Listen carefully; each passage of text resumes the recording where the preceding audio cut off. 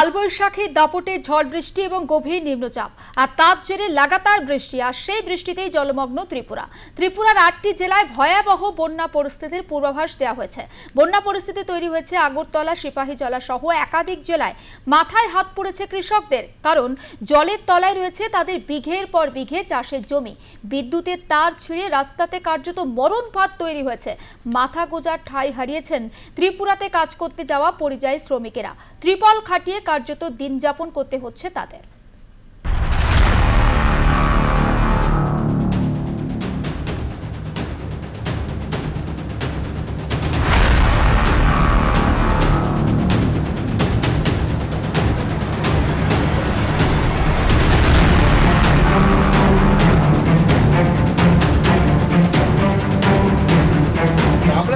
আগরতলা প্রতাপগড় এলাকাতে এবং এই আগরতলা প্রতাপগড় এলাকাতে কিন্তু এর আগের বছরে কিন্তু যে বৃষ্টি হয়েছিল সেই বৃষ্টির কারণে কিন্তু জনগণকে ব্যাপক দুর্ভোগের শিকার হতে হয়েছিল এবং আবারও কিন্তু সেই একই রকম পরিস্থিতি হয়ে দাঁড়িয়েছে। গভীর রাত থেকে শুক্রবার টানা বর্ষণের কারণে কিন্তু আগরতলা যে প্রতাপগড় এলাকা আছে সেই প্রতাপগড় এলাকা কিন্তু জলমগ্ন হয়ে পড়েছে এবং এই জল দিয়ে কিন্তু এক প্রকার বলেই চলে যাদের মানে জলের ধারে বাড়িঘর রয়েছে তাদের কিন্তু ঘর থেকে বেরোতে প্রচণ্ড অসুবিধা দিয়ে সম্মুখীন হতে হচ্ছে এবং এই যে জল জমে রয়েছে সেই জল দিয়ে হেঁটে হেঁটে কিন্তু লোকজন পারাপার করছে। আমরা যে খাওয়া কিছু না, আমরা রাশন কার্ড আছে, আমার চাল যায় নিতে দেয় না, তো আমরা রাশন কার্ড আছে কিন্তু দেয় নাই। এখন ঘরে খাওয়ার কিছু নাই, কিছু নাই আমাদের কাছে। বৃষ্টির জন্য পাওয়া যায় না, তো বৃষ্টির জন্য কোনো মানুষ দেয় না। এখানে আমরা 13 জন আছি।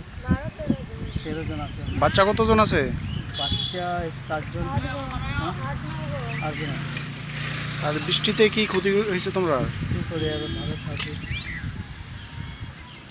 বৃষ্টি পড়েছে, বাড়ি ঘর ভাঙে গেছে, চুলা পায় না, আছে বাড়ি ঘর নাই, খানো করতে পারি না, কিছু এরকম থাকি আমরা বাইরে মধ্যে। তোমরা কতজন আছে দিকে? আমরা আছি 10-12 জন আছে, 15 জন, 2-3 জন হসপিটালে আছে। হসপিটালে গেলে হসপিটালে মানুষ আছে, রোগী 3 জায়গা অপারেশন হয়েছে না, টাকা পয়সা নাই ভর্তি করার জন্য। এদের বাচ্চা কতজন আছে? বাচ্চা আছে 8-9টা। জলটা গ্যাস এবার তো তারাই বাড়ছে, এবার একটু স্পিডটা কম।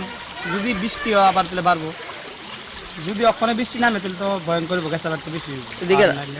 যদি না হয় তাহলে তো ঠিক আছে। আর রাস্তাঘাট তো ভেঙে গেছে, কই দিনে গ্যাস করছে, এটা অনেক আছে। আর এমনি রাস্তাঘাটে জল কেমন দেখলেন? রাস্তায় জল আছে, হাঁটু চলিব না বেশি? হ্যাঁ হাঁটু জল আছে। গত বছর কদ্দু জল এই জায়গায় দাঁড়াইছি না, কদ্দু চলিব? এই যে ইলেকটা হ্যাঁ, ত্রিপুরার যে প্রশাসন রয়েছে সেই প্রশাসন কিন্তু যে যে জায়গাতে ভারী বর্ষণের কারণে জল জমে রয়েছে সেই সব জায়গাতে কিন্তু ওরা গিয়েছে এবং গিয়ে যে সমস্ত গরিব পরিবার রয়েছে তাদের কিন্তু খোঁজখবর নিচ্ছে তাদের খাওয়া দাওয়ার কোনো সমস্যা হচ্ছে কিনা। এবং আমি আপনাদেরকে আবারও বলতে চাচ্ছি যে আগরতলার আবহাওয়া যে রিপোর্ট রয়েছে সেই রিপোর্ট থেকে বলা হয়েছে কিন্তু আগামী 48 ঘন্টায় কিন্তু এই যে বর্ষণ কিন্তু জারি থাকবে এবং আমরা আপনাদের সেই ছবি কিন্তু দেখাচ্ছি আগরতলা প্রতাপগড় এলাকা থেকে।